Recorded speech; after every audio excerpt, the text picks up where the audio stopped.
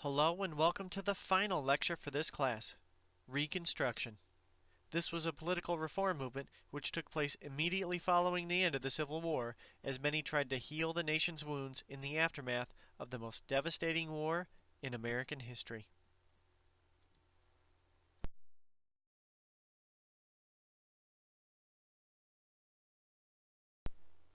There are a few themes to be addressed in this lecture.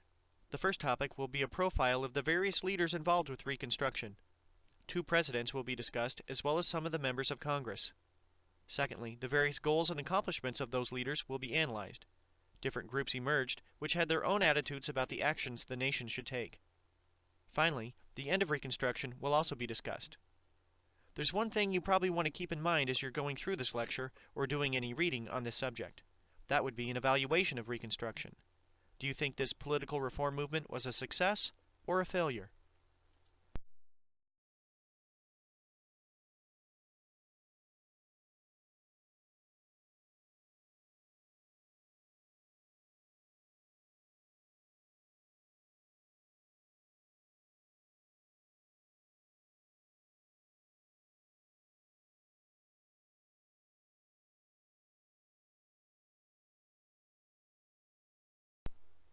A little background information and definition of what is meant by the term Reconstruction would be a good place to start. The Civil War had ended by 1865, yet there were several results of the war which had to be addressed. First, there was a tremendous loss of life. This was the bloodiest war in American history. How could the nation recover? Secondly, the South's economy was destroyed. In what ways would it be rebuilt? Finally, what would become of the former slaves? Would they be full citizens? Would land be distributed to them? Leaders throughout the country weren't sure.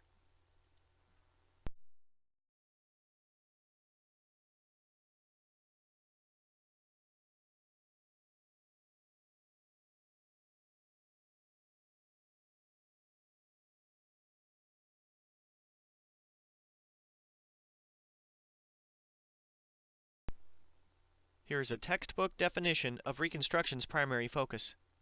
It was the process of putting the nation back together following the Civil War. Presidents had their own attitudes toward Reconstruction.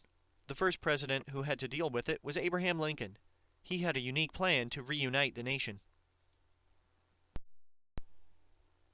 Abraham Lincoln issued his Proclamation of Amnesty and Reconstruction during the war in 1863. Some people called this the 10% Plan because of its leniency and provisions.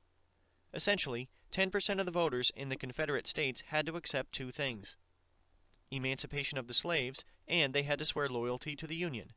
Also, high-ranking Confederate officials could participate in this new government, but in order to do so, they had to receive a presidential pardon. Lastly, once these provisions were met, a state could return to the Union.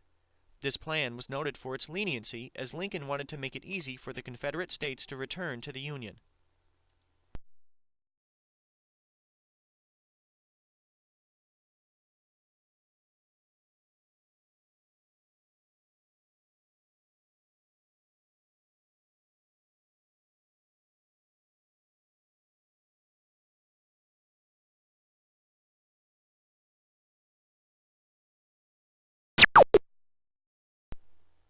Supporters of a lenient peace saw their hopes dashed when Abraham Lincoln attended a play in April of 1865.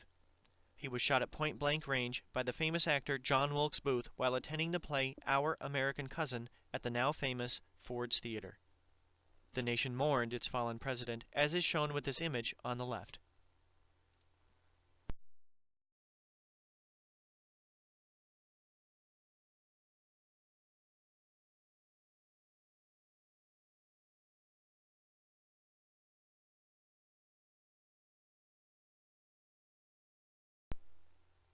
You may want to visit the website below, as it identifies several of the conspiracy theories associated with the Lincoln assassination. Many theories have run rampant because Lincoln wasn't the only person targeted for assassination on that date. Several others, including members of Lincoln's cabinet as well as his vice president, were supposed to be killed on that night. However, only Booth was successful in killing his target. There were several others who also influenced Reconstruction at this time. We'll talk about them next. Following the death of Abraham Lincoln, there were a variety of people who began to influence Reconstruction. However, it might be best to focus on just three. The first two, Thaddeus Stevens and Charles Sumner, were members of Congress, and they were radical Republicans.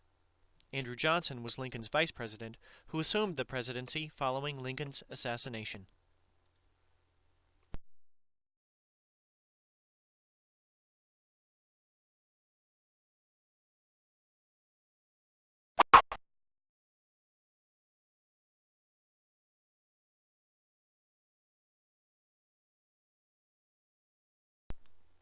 You may or may not be familiar with the phrase radical Republicans.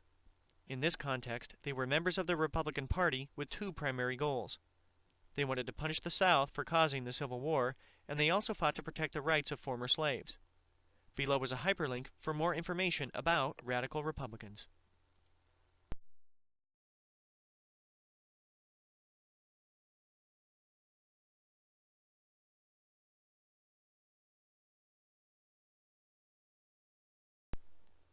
Thaddeus Stevens was a leading radical Republican in the House of Representatives. For many years, he was committed to the cause of racial equality and demonstrated this while planning for his own funeral. He asked that he be buried in a cemetery alongside African Americans.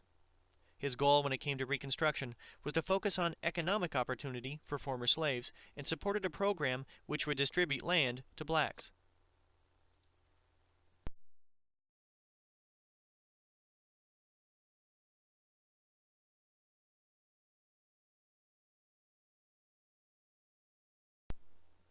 Another radical Republican was this man, Charles Sumner, who was also a member of the United States Senate. In the years leading up to the Civil War, he was a staunch opponent of slavery and continued to fight on behalf of the rights of African Americans after the end of the war.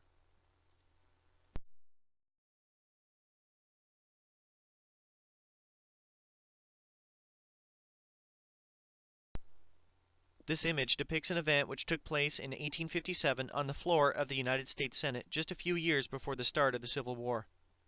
Charles Sumner had previously delivered a speech in which he criticized slavery in general and slaveholders in particular. Preston Brooks, who was a member of the United States House of Representatives, took offense at this speech. He went to the floor of the Senate and physically beat Sumner over the head with a cane. This demonstrated how heated the division had become among Americans in the years before the Civil War. During the era of Reconstruction, Sumner used his influence in the Senate to fight and secure citizenship and political rights for former slaves.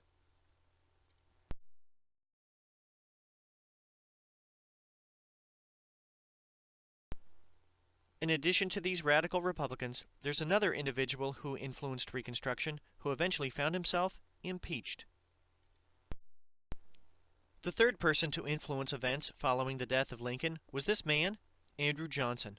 Johnson had formerly been a senator from Tennessee and served as vice president before Lincoln's death. He was a bit of a controversial running mate for Lincoln because of his roots in Tennessee and the fact that Johnson was a Democrat.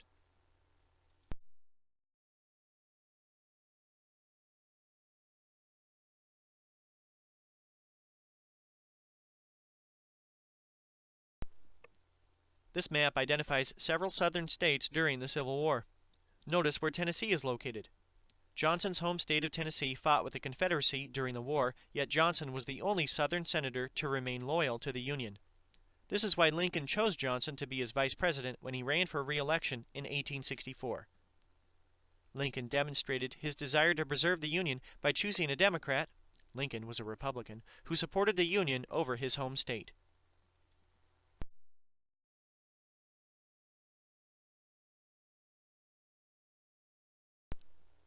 Many were concerned how a Southerner would respond in the White House to Reconstruction, and Johnson undertook some controversial actions which added to this concern. He issued some 13,000 pardons, many of which went to former members of the Confederacy, which made many uneasy.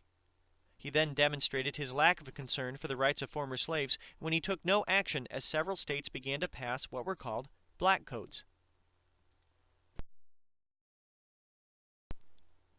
Black codes became law in several states of the former Confederacy. Essentially, these established conditions which were very similar to slavery for African Americans. Typical regulations barred blacks from leaving plantations.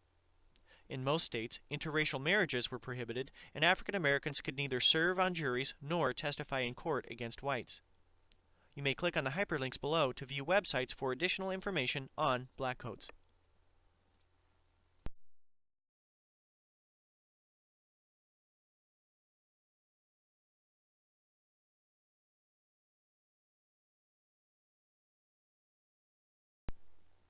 Johnson also came into conflict with members of Congress because of his opposition to the Freedmen's Bureau. This organization was created in order to issue things like food, clothing, and medical supplies. In general, it was designed to oversee relief activities created to help former slaves. They also established many schools for black children.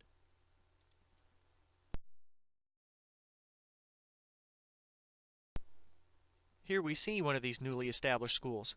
I don't know if you can tell this from the picture, but we see black teachers and students, all of whom are barefoot. The Bureau also helped to reunify families which had been separated when slavery had been legal. Congress voted to extend the funding for this program, however Johnson vetoed its renewal in 1866.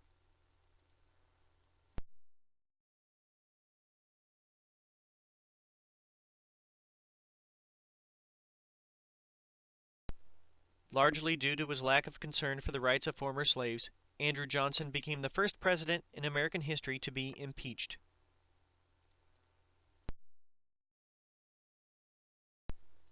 There's often a lot of confusion associated with the term impeachment, so I'd like to offer a bit of detail. The Constitution identifies a two-step process for the removal of an official like the president or a federal judge.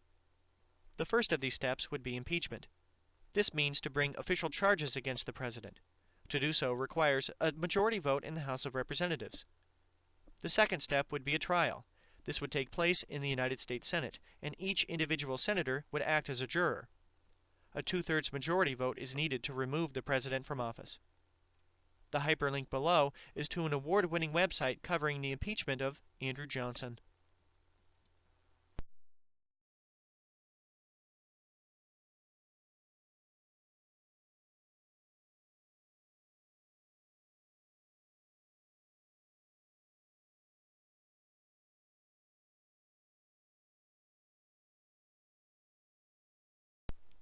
Johnson was impeached by the House of Representatives in 1868. However, there were not enough votes in the United States Senate to remove him from office.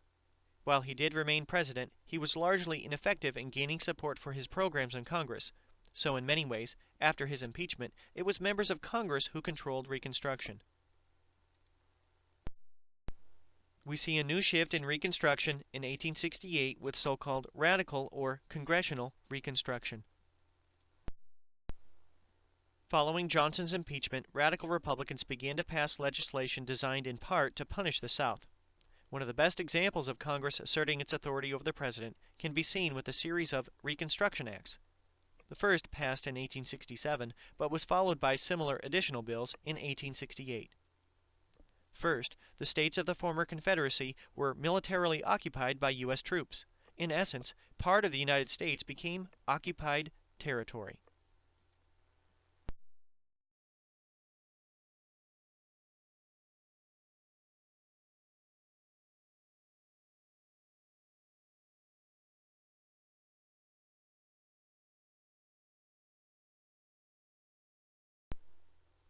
This map does a good job of identifying the 5 military districts into which the South was divided and militarily occupied. Only one state escaped this occupation, and that was Tennessee.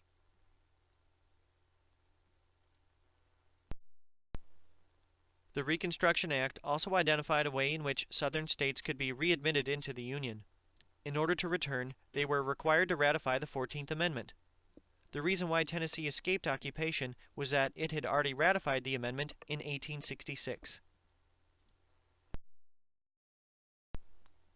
Another important topic associated with radical or Congressional Reconstruction would be the so-called Civil War Amendments, numbers 13, 14, and 15.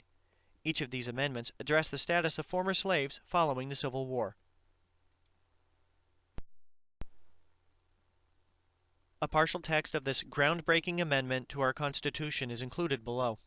However, simply put, the 13th Amendment outlawed, or prohibited, slavery.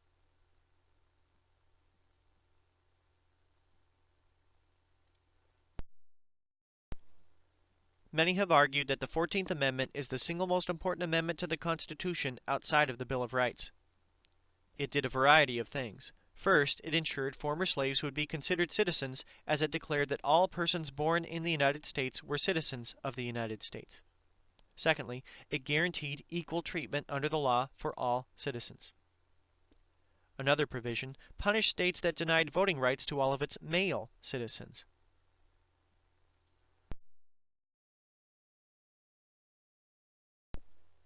Because access to voting rights was considered to be such an important issue, Congress proposed the 15th Amendment.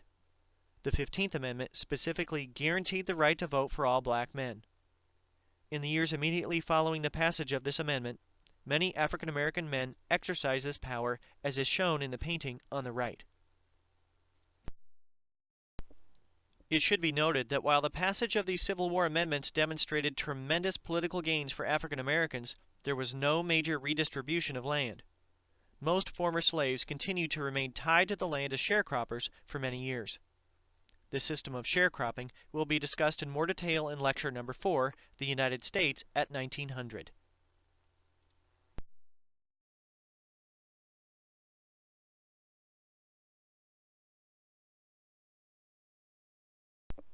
Now I'd like to talk about how the election of 1876 helped to bring Reconstruction to an end. Reconstruction came to an end by 1877 as a result of a political deal involving the presidential election in 1876. In that year, two candidates ran for the White House, but it was unclear who had won because it was a contested election. The Democratic candidate was Samuel Tilden, the former reformer from New York. The Republican was the three-term governor of Ohio, Rutherford B. Hayes.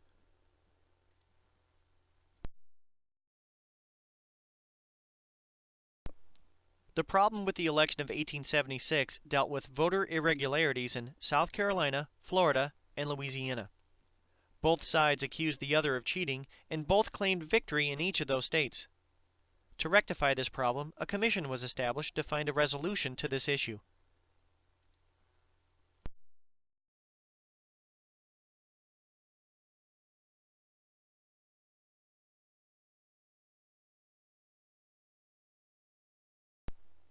Members of the Electoral Commission met in the Wormley Hotel located in Washington, D.C. Initially, there were 7 Democrats, 7 Republicans, and 1 Independent as members of the commission. However, the Independent faced a great deal of pressure and resigned.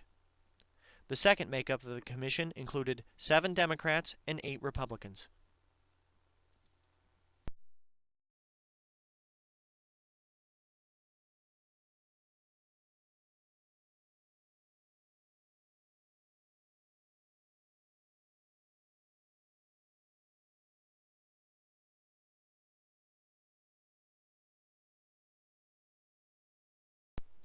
Well, those 7 Democrats and 8 Republicans were able to reach a solution dealing with this contested election. This was called the Compromise of 1877. First, Hayes became the new president. This made many in the North, and Republicans, happy. Secondly, the military occupation of the South ended. This made many white Southerners happy. However, when the military occupation of the South came to an end, the rights of former slaves were no longer protected. Below is a website for more information about this compromise.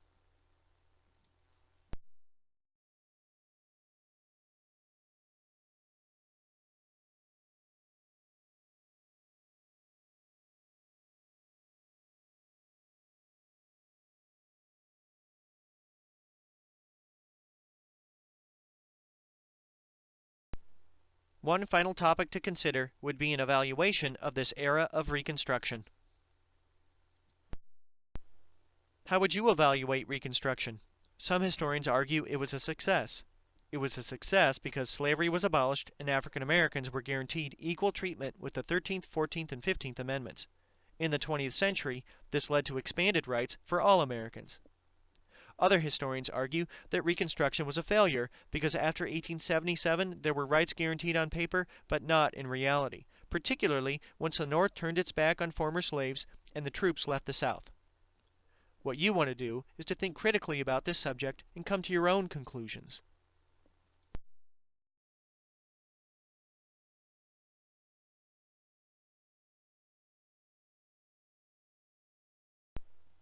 I hope you learned something new today about Reconstruction and civil rights in the years immediately following the Civil War. The next few slides will cover some of the sources used for this presentation, as well as hyperlinks to websites where you can find additional information about the topics discussed.